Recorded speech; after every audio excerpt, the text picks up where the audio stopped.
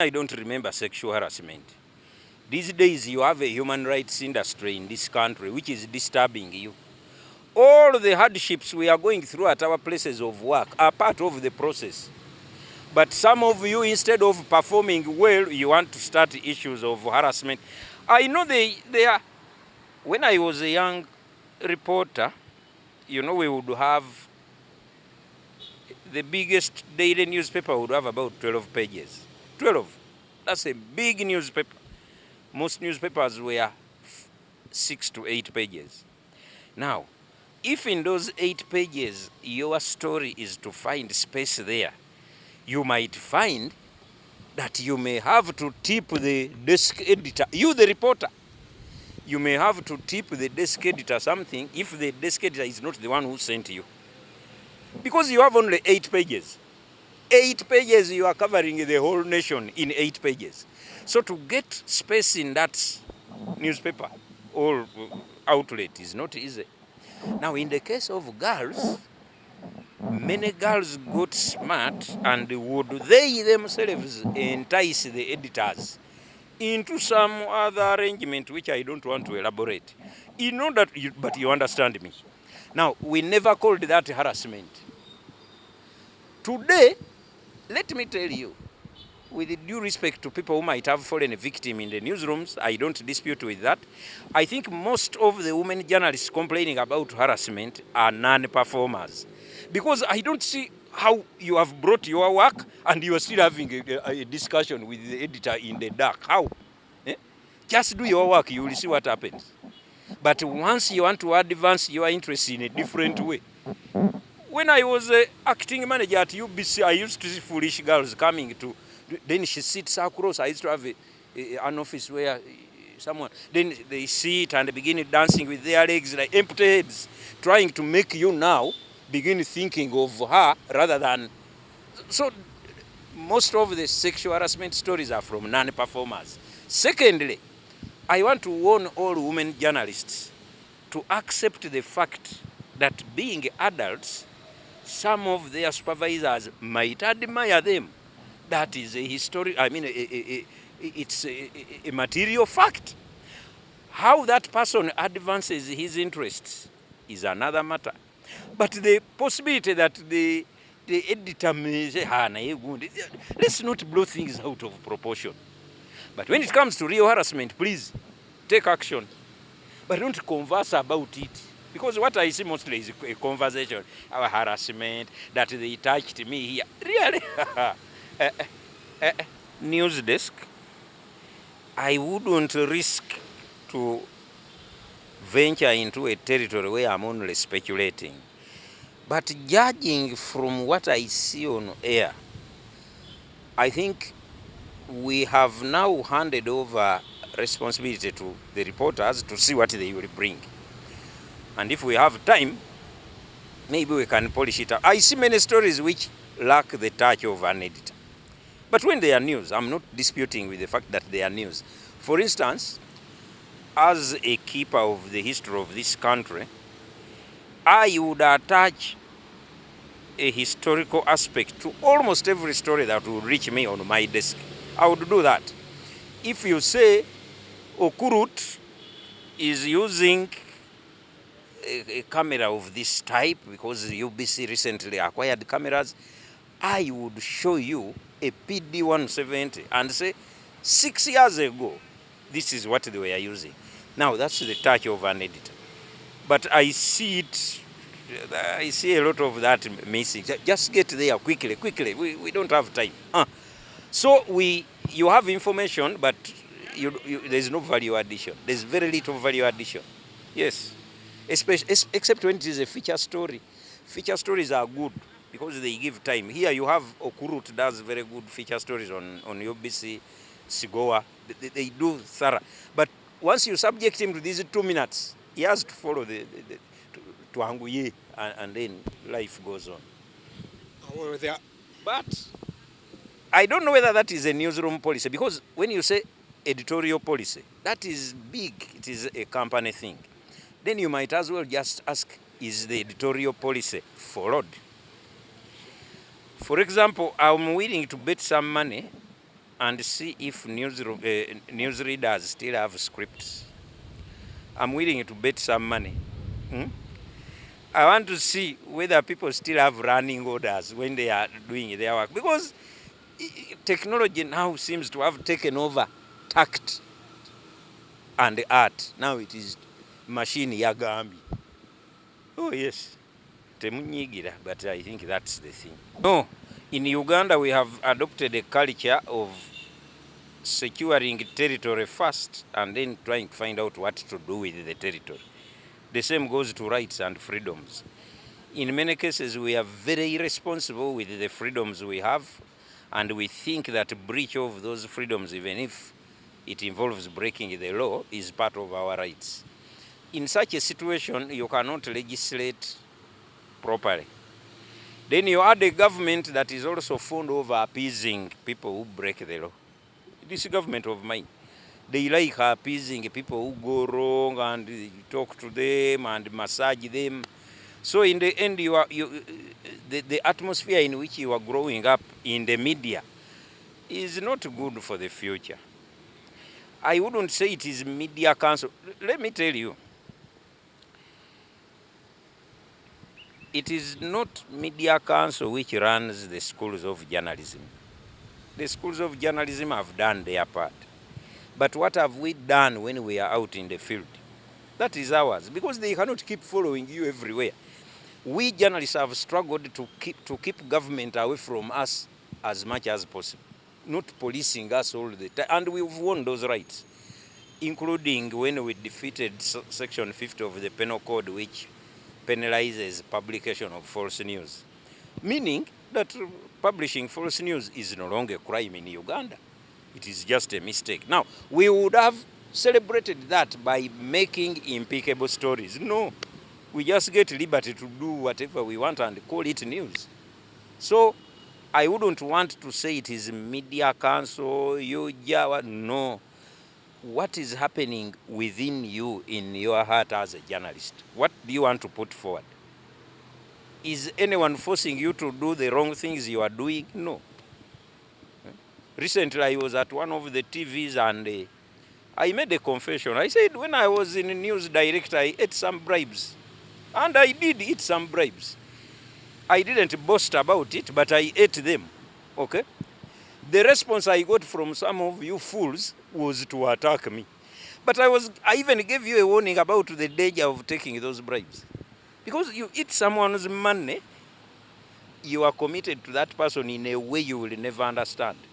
That person can even kill you if you go wrong. We've lost a few friends in the past, courtesy of eating money. So when I was giving that lesson, you foolish people, instead of following the lesson, you followed me. Oh yes, I can tell you that when I was a young man, there were not many cars parked here in UBC. There were bicycles. Do you know what that means? Most of you are driving. I'm not about to allege that you are corrupt. No, the environment changed. It did change. So all your parking lot is full of your cars. How you get the money, don't ask me. But when someone warns you about the dangers of taking bribes in the profession, you pay attention to it, not him. Okay? Now I'm too far advanced to be given a bribe. No one can come to me because now I don't report, but you are in the firing line. For you, they can offer you bribes. The danger is in bending the rules to suit the money that you have been given. So with me, that is my line. You to get that story must facilitate you. So if you sink your 20,000 shillings in a story in order to get 5,000, there must be something wrong with your head. Huh? Are you blaming the employer? You imagine if you were the one receiving the story, how much would you sell it? If you were the one selling it, how much would you sell it?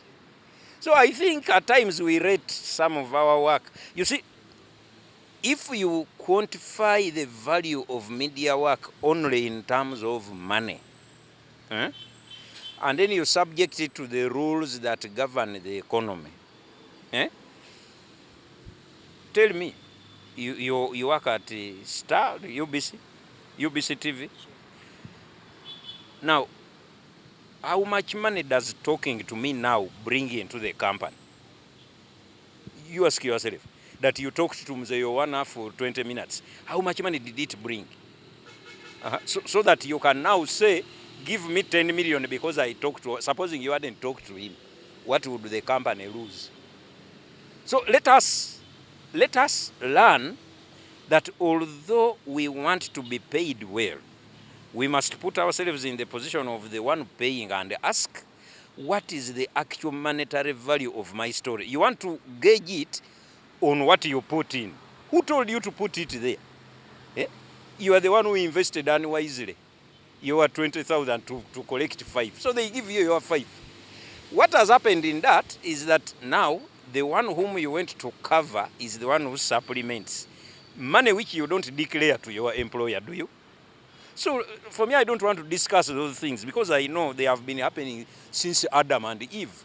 So when you bring up that topic, everybody becomes guilty. So what makes you look so nice when you are getting 5,000 from after spending 20? Let's not go there. Oh, Kurut, let's not go into how people live. This country is tricky. This country is tricky. No, but what does the editor want? Because I think all of you journalists have been trained. I think you are all trained.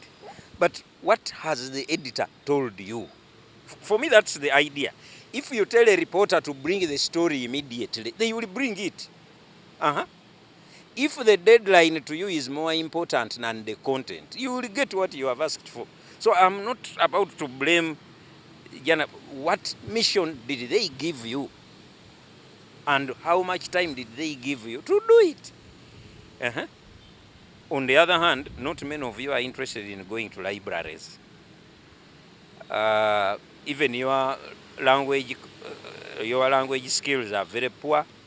Some of you feel ashamed to look into a dictionary, so you write your things. It is serious. But I think if the superiors would insist on a certain way of doing things, the juniors only take orders. If you can't measure up, you will lose your opportunity. So I want to put it to the managers rather than to the foot soldiers who are doing this. I will not be around. 50 years from now, I'm likely to be 100 and something years, about 110. So I'm not likely to be around. But going by, because 50 years is a long time, a lot of technology, many things will happen. For example, maybe newspapers will disappear. There's a possibility newspapers will disappear.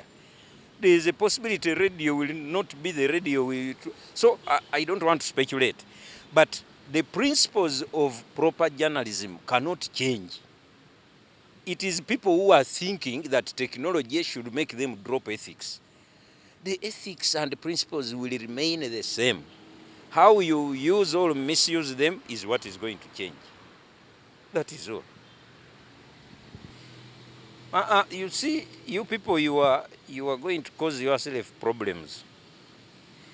There are two things here which you must address when you are talking about brown envelopes. When you go to cover an official function on invitation of the PRO of that function, and you are given a brown envelope, are you not happy to receive it? You are happy. Were you not invited to cover exactly what they have done there? That's what they invited you for. Now, if at all you feel guilty about not doing your work after getting a brown envelope from a PRO who invited you to an official function, then you have only yourself to blame. On the other hand, if you go to a place and you discover that the whole place is bogus, they are not doing what they are supposed to do, and then you get an envelope, either to write a lie or not to write anything, then you still have yourself to blame. Most of the stories from which journalists in Uganda are making ends meet are PR stories. Until you tell me that the PR was wrong, I cannot blame a person who was given some money by the PR of that place to do a story nicely. You see what I mean?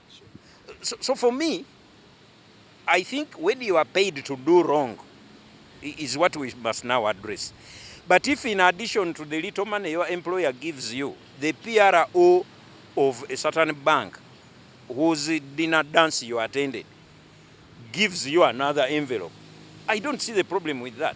Unless he has also said, you write that we are the best bank in the world, because that's another thing. But you attended a function, an official function, at the end of which you got some facilitation over and above what you get at your workplace.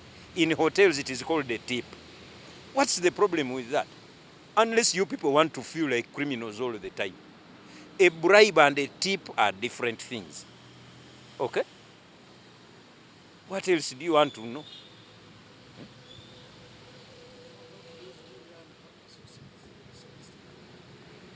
No, there's running after sources, that is blackmail. There are laws governing that.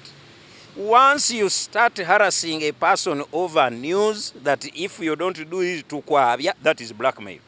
I don't know, there's a section in the penal code, you find it. Blackmail is a criminal offense. It has nothing to do with journalism even.